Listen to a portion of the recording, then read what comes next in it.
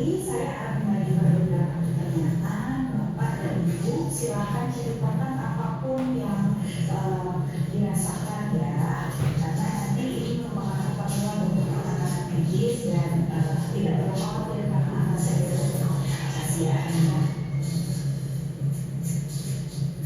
Oke, di sini ada tamu kedua, kalau boleh tahu siapa ya? Ini dokter, suami saya Mr. Ranger. Oke, namanya Bapak Ananda ya.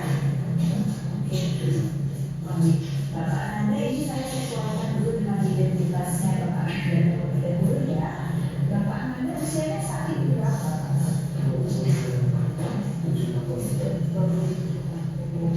Untuk tinggalnya saat ini di mana?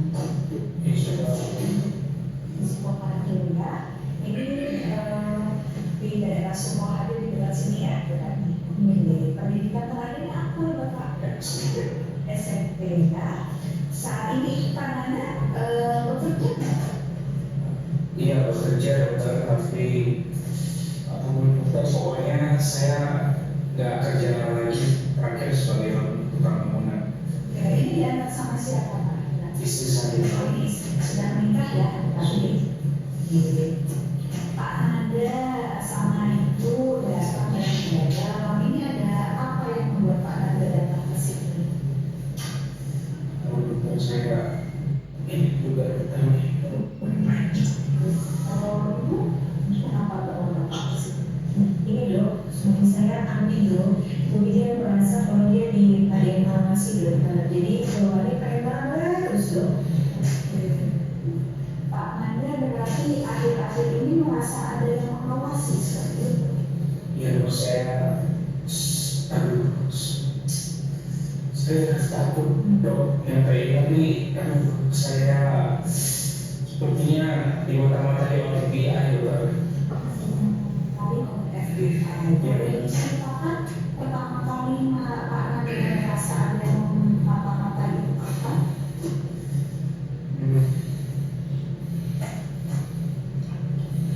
Ya, udah 3 bulan ini dokter.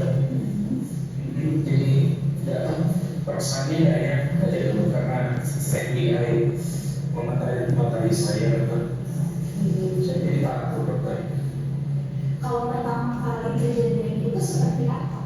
Nggak tahu ya dokter, awalnya itu saya bingung banget. Ya perasaan itu kayak nggak nyaman aja. Tapi tiba-tiba udah mulai merasa kayak ada curiga-curigaan, saya diintai, macam-macam ada keluhannya. Saya bingung terus saya takut. Jadi perasaannya Pak Ananda saat ini atau akhir-akhir ini itu seperti apa? Ya nggak tenang aja dokter, pokoknya sulit saya jelasin. Saya takut dok ngomongnya. Ada rasa takut ya? Iya dokter, ada ya. Biasanya rasa takutnya itu lebih seringnya kapan Pak Ananda? Iya, setiap waktu dokter, pertama ya saya malam hari untuk takut dokter. Di mana saja kalau misalkan muncul perasaan takut itu? Pertama kita apa ya dok, saya ngomongnya Iya Pak. di rumah dokter, saya apalagi kalau keluar rumah saya takut dokter, takut ditangkap sama FBI. Kalau misalkan Pak Ananda sedang merasa ketakutan seperti itu, apa ada hal yang membantu Pak Ananda untuk merasa lebih tenang? Ya apalagi saya kayak gini ya dok, saya suruh minta istri saya mati lampu gitu, terus saya langsung ambil bantal, saya tutup pintu, tapi nggak tahu cuma sebentar. Saya takut dok, takut diawasi, takut ditangkap dan macam-macam dok, sampai ya macam lah, ada aneh-aneh kan. Saya nggak berani. Pak Ananda tahu dari mana kalau sedang diawasi? Tahu dok, kayak ada suara gitu dok, ngomongin diri saya, komentarin saya, suaranya tuh banyak banget dok. Saya suaranya dok, ngomongin. Jadi Pak Ananda suka mendengar suara ya yang nggak bisa didengar sama orang lain, atau saya lihat istri saya kayaknya biasa aja, cuma saya doang sih dok. Suara-suaranya tuh komentarin macam-macam namanya dok. Saya dibilang macam-macam akan ditangkap, anda akan dijebloskan ke penjara oleh FBI macam-macam dok. Terus saya takut dok. Pasti nggak nyaman ya, Pak Nanda ya kalau mendengar suara seperti itu. Nah, suara itu sesering apa didengar sama Pak Nanda? Suara itu sering ya dokter, akhir-akhir itu udah terlalu sering, apalagi kalau suara-suaranya itu kayak bisikin kamu tuh berjahat, kamu tuh teroris macam-macam dok. Sampai saya khawatir ada melihat ini karena suara-suara itu kurang sama sekali.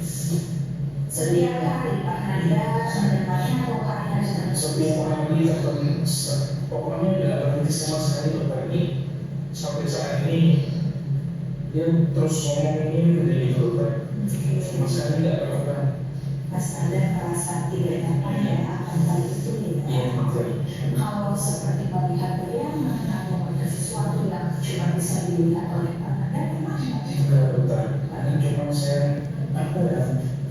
Nggak tahu, saya ngerasain kayak di jendela, di samping dokter dan sebagainya itu kayak ada yang lagi mengawasi saya dok. Beneran dok, saya takut dok. Pak Nanda yakin kalau Pak Nanda ini memang sedang ditangkap oleh FBI itu? Yakin dok. Dokter kok ragu sih sama saya. Apa yang saya ucapkan itu benar dok. Apa yang saya ucapkan ini saya bisa bertanggung jawab dulu dok. Saya nggak sakit dok, saya sehat. Apa sih yang bikin mereka mengikuti dan mengawasi Pak Nanda? Iya, nggak tahu dok. Saya tahu bahwa saya ini agennya, punya kode pesandia negara tuh. Maka dari itu saya pikir apakah karena saya memegang kode sandi negara ini sampai saya diintai sama FBI dok, sampai ingin menangkap saya karena mungkin takut nanti negara ini bisa hancur, bisa perang dengan negara lain gara-gara kode sandi negara saya itu dok. Saya pikirnya gitu. Jadi begitu ya Pak Nanda. Pak Nanda itu yakin bahwa memang saat ini sedang diawasi dan akan ditangkap oleh agen FBI karena Pak Nanda merasa bahwa mengetahui sandi negara yang bisa memicu kekacauan ya. Iya. Oke. Saya mau konfirmasi dulu ke Ibu ya Pak Nanda. Silakan dokter.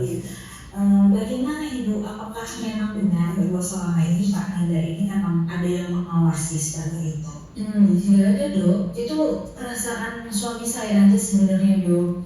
Saat di rumah ini memang suami saya nggak mau dok, dia menolak untuk keluar rumah. Takut katanya, saya aja dan saya usaha untuk menemani dia sekedar duduk di depan rumah. Dia itu menolak dok, katanya nanti ketahuan FBI, jadi dia harus sembunyi di dalam rumah dok. Oke, selain itu apakah benar Pak Nanda ini juga sering curiga saat di rumah gitu? Ada yang dicurigai nggak selama ini? Iya dok, jadi kayak kakaknya ini dok sering dituduh untuk memasukkan racun itu dok ke dalam makanannya dia. Jadi kalau misalkan itu dia nggak mau makan dari kakaknya. Selain itu dia sering membuang makanan yang ada di meja dok, karena itu bisa membahayakan buat Mas Nanda ini kalau misalkan sampai dia makan. Jadi ya Mas Nanda ini makan masak dari saya dok. Selain itu ya pasti akan dia buang dok. Oke, terima kasih ya Ibu untuk informasi tambahannya. Pak Nanda, menurut Pak Nanda sendiri mungkin nggak sih semua perasaan yang Pak Nanda rasakan saat ini, terus suara-suara yang Pak Nanda dengar, yang mengancam, yang mengedit Pak Nanda itu ada hubungannya dengan kondisi kesehatannya Pak Nanda? Enggak dokter, saya sehat-sehat aja. Dokter merasa bahwa saya sakit, saya sehat dok. Apa yang saya ucapkan ini bisa dipertanggungjawabkan kok dok. Tapi saya agak takut aja dok, masih kan.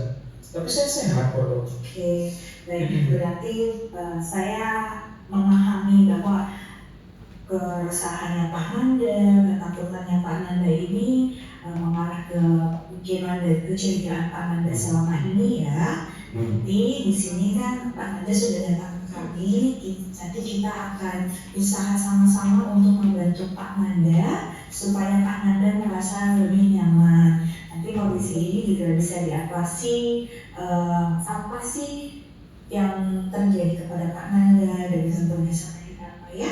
Terima kasih Pak Nanda sudah mau bercerita. Kita akan cari tahu bersama ya perasaan takut Pak Nanda ini berasal dari mana, dan semoga kita bisa membuat Pak Nanda dapat merasa lebih tenang dan aman. Pak Nanda, sebelum kita lanjut, saya mau nanya beberapa hal nih supaya nanti data yang saya dapat lebih lengkap ya. Pak Nanda ini pernah mengalami kejang sebelumnya? Enggak pernah sih dokter. Oke, kalau misalkan kecelakaan berat seperti benturan kepala atau jatuh sampai tidak sadarkan diri pernah nggak? Enggak pernah sih dokter, pernah kecelakaan gitu aja tapi enggak sampai dirawat inap dokter. Oke, tapi keluhan seperti sering lupa, sering bingung, atau suka kehilangan arah itu ada nggak? Enggak ada. Enggak ada ya. Pak Nanda pernah minum alkohol atau pakai obat-obatan terlarang? Kalau minum alkohol dulu banget dokter, SMP aja sih. Sekarang nggak pernah lagi dokter, apalagi pakai nafsa atau narkoba. Kalau misalkan merokok pernah nggak? Merokok iya dokter. Masih sampai sekarang? Masih dokter, 1 bungkus per hari ya. Iya Pak ya. Ini 1 bungkus per hari.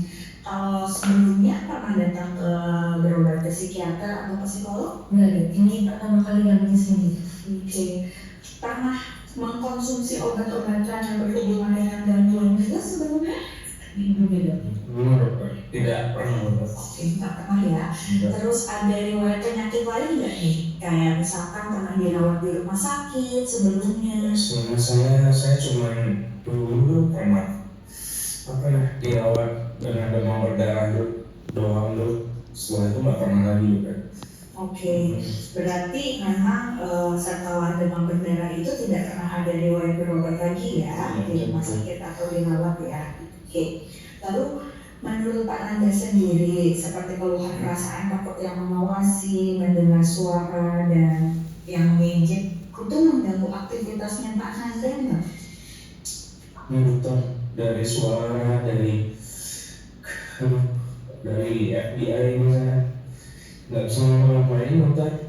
Saya juga kerja udah stop udah hampir beberapa bulan ini dokter. Apakah suara itu mengganggu Pak Nanda saat bekerja? Iya dokter, sangat mengganggu saya dokter.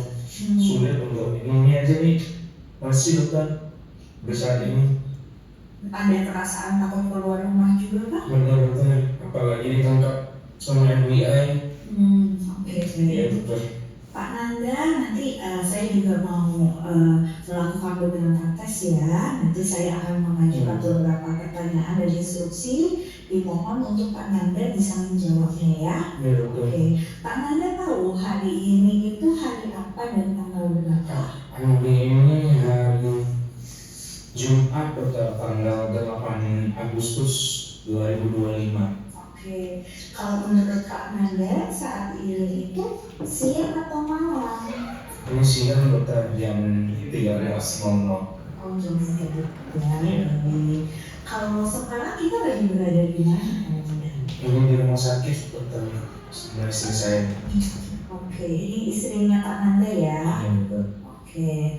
Lalu menurut Pak Nanda di ruangan ini apakah ramai atau tenang sih menurut Pak Nanda? Tenang sih dok, tenang nggak ramai, cuma kita bertiga saja sepertinya. Baik. Tadi kan Pak Nanda juga sempat menyampaikan bahwa terakhir sekolah itu SMP ya. Iya SMP. Apakah masih diingat dulu sekolah SMP-nya itu di mana? Iya, dulu SMP-nya di Setiabudi depan. SMP Setiabudi. Oke. Terus kan terakhir tadi Pak Nanda juga bercerita bahwa pekerjaan terakhir adalah tukang bangunan ya Pak Nanda ya. Iya. Saat itu Pak Nanda bekerja di mana? Di proyek di apa ya dokter, di Sukoharjo dokter. Oh, di daerah Sukoharjo ya. Sukoharjo dokter. Iya. Kalau misalkan tadi Pak Nanda naik apa ke rumah sakit ini? Ini dengan kendaraan bus transportasi umum sama istri dokter. Oke. Baik Pak Nanda, sekarang saya akan memberikan pertanyaan ya, nanti tolong dijawab dan tolong juga diikuti untuk instruksi yang saya berikan ya. Pak Nanda tolong ulangi kata yang saya sebutkan ini. Apel, meja, sepeda, wajah, masjid. Apel, meja, sepeda, wajah, masjid. Oke, baik. Sudah bagus ya Pak Nanda, tolong diingat-ingat kata-kata tersebut ya. Baru Pak Nanda, sekarang saya akan minta Pak Nanda untuk berhitung. Pak Nanda ada kesulitan nggak untuk berhitung? Enggak ada dokter. Ada ya. Nanti saya akan meminta angka 100 dikurangi angka 7, hasilnya dikurangi angka 7 lagi dan seterusnya ya. Oke. 100 dikurangi 7 93 dokter. dikurangi 7 86, dikurangi 7 79, dikurangi 7 72, dikurangi 7 kembali. 65. Oke, baik. Pak Nanda tak bisa mengeja kata-kata sepatu dari huruf paling belakang ke huruf paling depan. Bisa dokter. Boleh dicoba? U T A P E S. Oke, bagus ya Pak Nanda. Sekarang saya akan meminta Pak Nanda untuk menggambar jam dinding yang menunjukkan pukul 11:15 menit. Boleh digambar? 11:15 menit.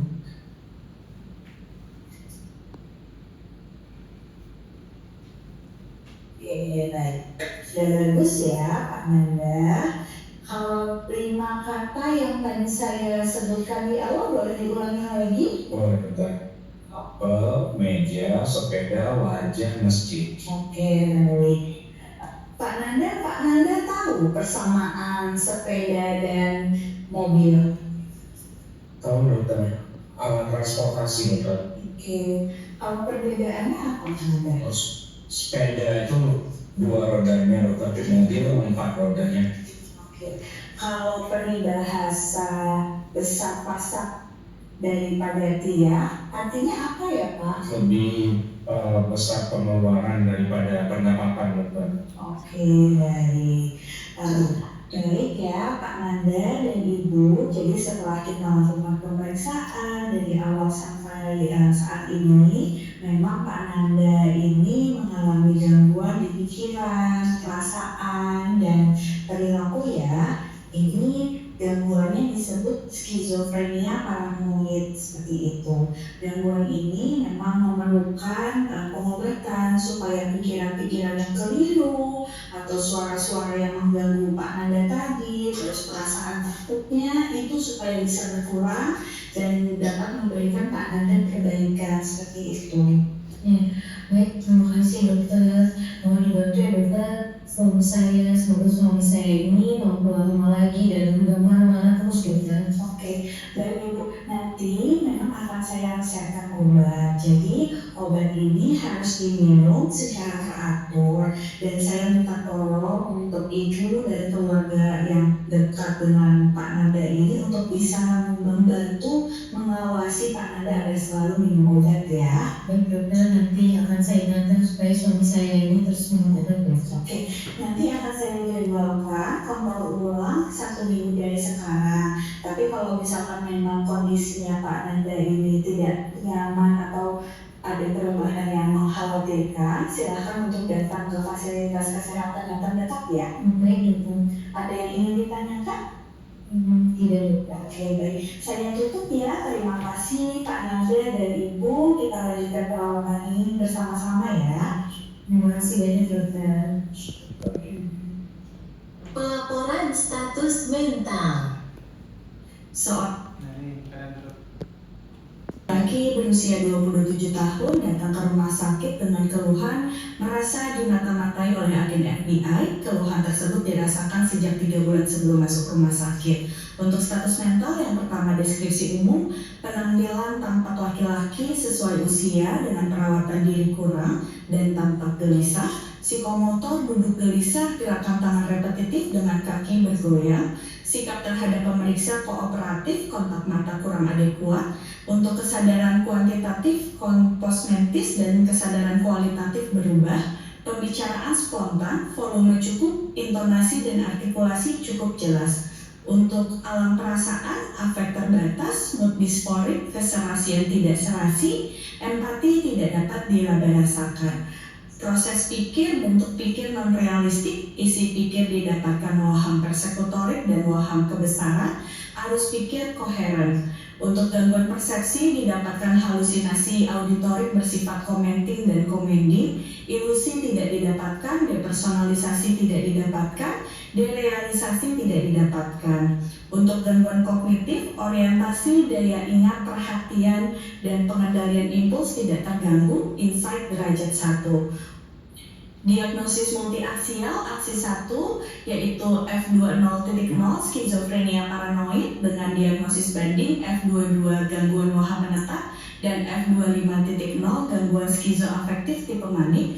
Untuk aksis 2 belum ada diagnosa, aksis 3 belum ada diagnosa, aksis 4 belum ada diagnosa, aksis 5 GAF current 4031 dengan GAF highest level pasir 761.